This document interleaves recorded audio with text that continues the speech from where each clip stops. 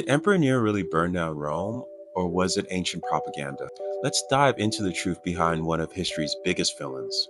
The Great Fire of Rome broke out in 64 AD and raged for 6 days.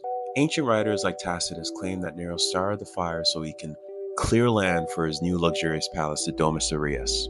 And you probably heard the story of Nero fiddling while Rome burned, right? Well, that's a myth. The fiddle wasn't invented back then.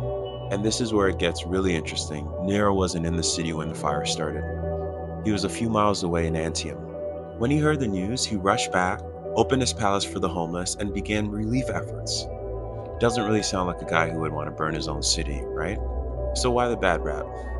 Well, historians believe that ancient writers scapegoated him because they just weren't fans, they didn't like him.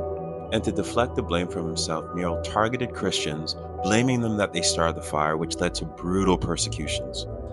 Most historians believe the fire was an accident. Rome was built of most wooden buildings and had many open flames for cooking and the such. Did Nero use the fire to rebuild the city and build his luxurious palace? Sure. But did he start the fire? That's where it starts to get a bit more murkier.